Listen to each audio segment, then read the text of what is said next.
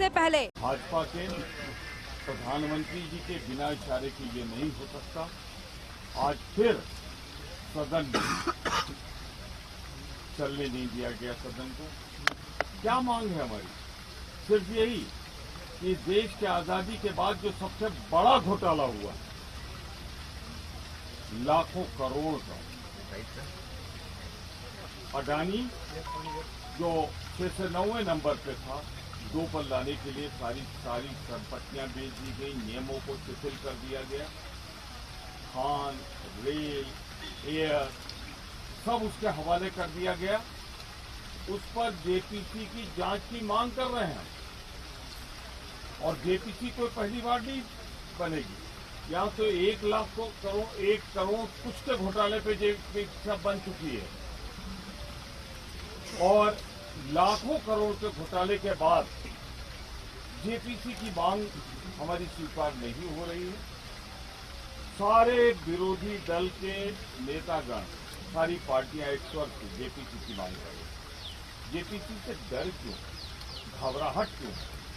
इसलिए कि अगर जेपीसी हुई तो भाजपा के चेहरों से नकाब हट जाएगा और ऊपर से लेकर नीचे तक जिन्होंने गरीबों के, मध्यम वर्ग के लोगों के हकों को मार के अडानी की तिजोरी में भरा है, पूंजीपतियों की तिजोरी में भरा है, वो भाजपा बेनकाब हो जाएगी। इसलिए भाजपा जेपीसी नहीं मान रही और सदन को इसीलिए नहीं चलने दे रही और मुद्दों से ध्यान हटाने के लिए जेपीसी की बात का हो। हमारे नेता श्री राहुल गांधी की आवाज पर कल जो नृशंसता पूर्वक गैर कानूनी ढंग से जमावड़ा किया गया, हमारे विरोधी दल के कई नेता, ईडी, तमाम इनकम टैक्स, इनका दुरुपयोग करके उनको आतंकित करने का प्रयास किया जा रहा है। लेकिन हम सब ने ये शपथ ली है कि जो सबसे बड़ा घोटाला भारत माता के चरणों में बैठकर हुआ है, जब तक जेपीसी की मांग नहीं स्वीकार होगी, चाहे ये जितना आतंक फैलाएं, चाहे जितना डराएं, हम लोग जब अंग्रेजों से नहीं डरे तो भाजपा से क्या डरेंगे? हमारी मांग कायम है। आज हम लोगों ने सबने बैठकर तय किया है कि वी डिमांड जेपीसी और जब तक जेपीसी नहीं होगी लोकतांत्रिक ढंग से हमारी संघर्ष जारी रहेगा। ये हो जाएगा। असली दोषी कौन है ये जनता के सामने आ जाएगा। जनता जिनसे जो है बहुत जबरदस्त आक्रोश लोगों में है। करोड़ों लोगों की पूंजी बैंकों में है, LIC की पॉलिसी जिनके पास है, वो लगता है कि उसमें पैसा मारा जाएगा। जब देश के लोग चिंतित हों, संसद इसीलिए होती है कि जनता की समस्या उठे, गवर्नमेंट उसमें सही व्यवहार करे। मत लोग जब परेशान हो, गवर्नमेंट की तरफ कोई ध्यान ना आए, ये बहुत अजीब स्थिति है। ये पहली बार हम लोग देख रहे हैं कि इतने गंभीर घोटाले पर सरकार की तरफ से बयान तक कोई नहीं आ रहा। जांच की तो बात समझिए, तो ये दोषी तो है ही कहीं न कहीं। सारे देश को बेच खाए और अब लोगों का बैंकों में जमा पैसा है वो भी डूबने की कगार में है। इसलिए हम सब चाहते हैं बीआरएस की तरफ से केशव पहले दिन से जिस दिन से पार्लियामेंट शुरू हुआ, on very first day, they have been asking for a small thing, which might be legal at first. We said an inquiry. We started with the word inquiry. This is a report that come in report, which could be true and which we believe to be true. Today, something like 70 people gave notice for adjournment. That shows how concerned we are about the subject. From the day one, we have been giving this. All that we ask is either you inquire it to JPC or to Supreme Court also we asked at that time. Supreme Court gave a slap on the face of the present government by appointing its own commission of inquiry into this. But we are not satisfied. I am not saying we reject it. We are not satisfied because if you look into the legal aspects of any scandal and scam. But this case, as I know from Andhra Pradesh and Telangana, this Adani has taken over almost all, even the airport to ports. by putting people under CBI first. After 3 months of CBI's pressure, he took over the companies and then everything was sorted out. So we know the aspects, the political aspect of it. So JPC is one committee, one body which will go into the two aspects of it. It will go into the legal aspect and same time in the political aspect. The political aspect is more important for any national scandal or a scam. This is not a scandal nor a scam. It is more than that. I don't know the right word for that. It involves not only lakhs of rupees as Pramod ji says, it involves the very economy. It is going to affect its consequences and its effects on the economy, on the people. Party itself is disturbing the parliament to discharge its democratic function. My humble request to the media, just to recall the memories what happened in Fiji. 45 days parliament was called. I wrote a letter to JPC. No opportunity was declined, it gave the report. It was thoroughly discussed. And we came out from the judiciary also. What happened now? Hindenburg report says there is a stock manipulation and accountancy fraud. These people are having no strength to discuss in the parliament whether the report is correct or not. Let them prove that the report is motivated and the report is not correct. In a democratic system, people should come. Narendra Modi and Amit Shah are afraid of a free discussion in the parliament. They have many things to hide. That is why unprecedented ruling party is shouting in the house. They are responsible for the adjournment of the house from 13 onwards. Our demand is very genuine, legitimate.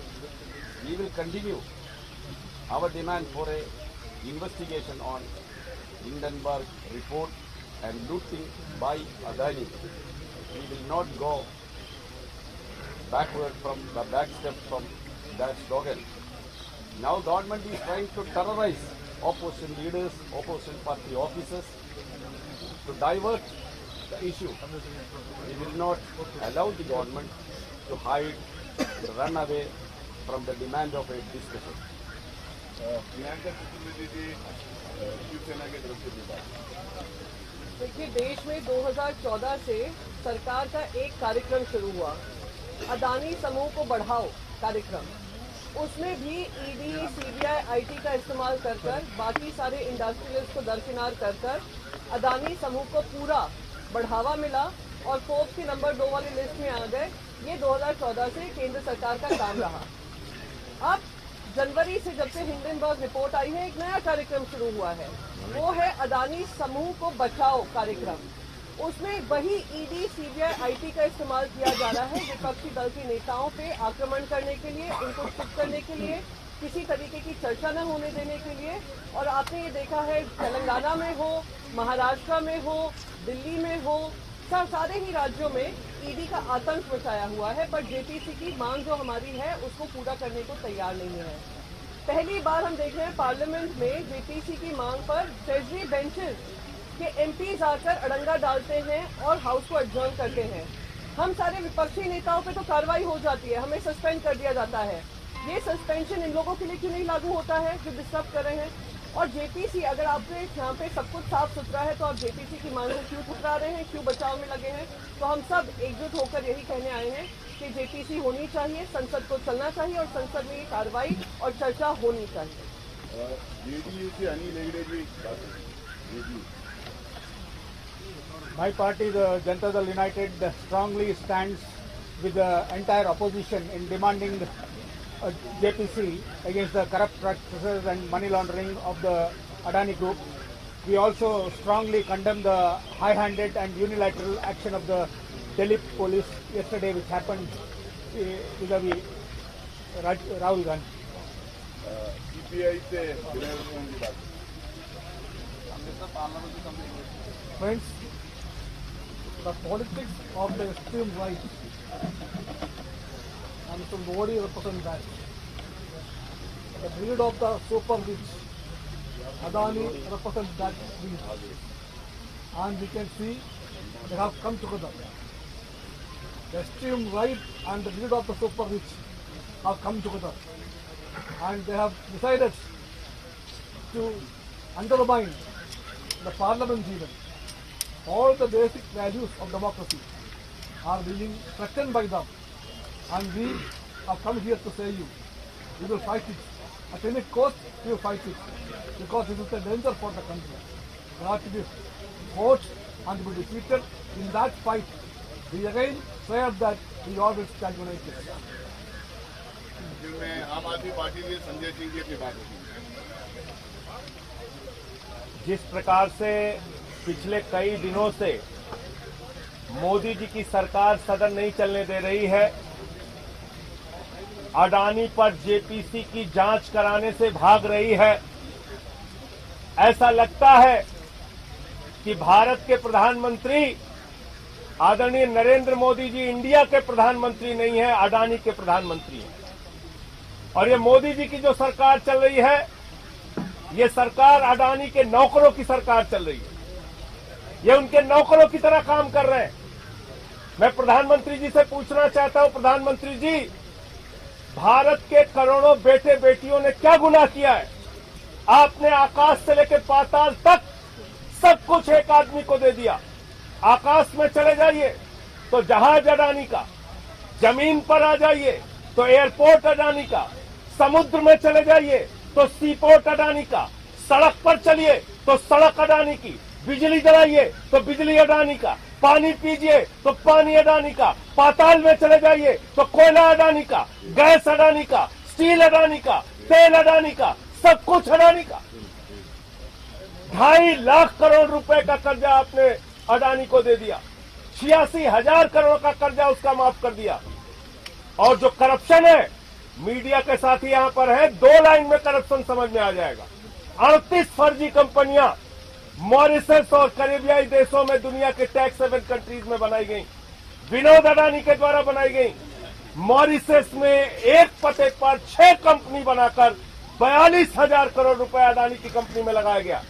उन company की आमदनी का जरिया क्या है पता नहीं, उस कंपनी में एम्प्लॉय कितने हैं पता नहीं। वो पैसा आतंकवादियों का है, नरेंद्र मोदी जी का है, बीजेपी के नेताओं का है, भ्रष्ट अधिकारियों का है। किसका पैसा है जो भारत में अडानी की कंपनी में लग रहा है? हजारों लाखों करोड़ का ये घोटाला है।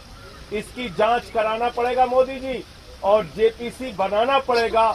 जब तक आप जेपीसी नहीं बनाओगे, तब तक सारा विपक्ष एकजुट होकर सरकार के खिलाफ अपनी आवाज उठाता रहेगा, और जेपीसी बनाने का काम आपको करना ही पड़ेगा। भागने का कोई दूसरा रास्ता नहीं है। और एक बड़ी अच्छी पहल शुरू हुई कल से, बड़ी अच्छी पहल। दिल्ली पुलिस की सक्रियता देखिए आप।